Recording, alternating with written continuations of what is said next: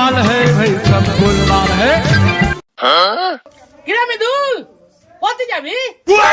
তোমার বৌমা খুব বায়না ধরেছে একটা 4 চাকা গাড়ি কিনবো, তাই 4 চাকা গাড়ি কিনতে যাচ্ছি। আচ্ছা কালিবে মৃদুল না এ তোমার সহ্য হবে না। हे प्रभु हे हरि राम कृष्ण जगन्नाथ प्रेमानंद ये क्या हुआ? गोलमाल है भाई सब गोलमाल है। সাধু বাবা কি হলো তোর বৎস? সাধু বাবা আমার ভাতিজা মৃদুল ও আমার সামনে দিয়ে গাড়ি কিনতে গেল, এটা আমার কোনো মতেই সহ্য হচ্ছে না।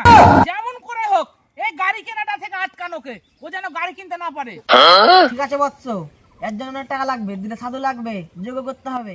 আপনি টাকার জন্য একদম ভাববেন না সাধু বাবা, এই ব্যাগের 1 লক্ষ টাকা আছে, এই টাকাটা আপনার কাছে রাখুন আর যে কোনো উপায়ে ওর গাড়ি কেনা থেকে আটকানোকে।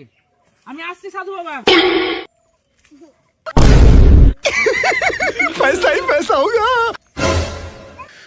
যাক, সাধু বাবাকে টাকা দিয়ে চলে এসেছি, আর কোনো চিন্তা নেই। মৃদুল কই রে, তুই বলে 4 চাকা গাড়ি কিনতে গেছিলি? দূর, আমি ওটা ভোগাতে বললাম, আমি তো দোকানের মাল আনতে গেছি। আমার অতগুলো টাকা সব জলে চলে গেল।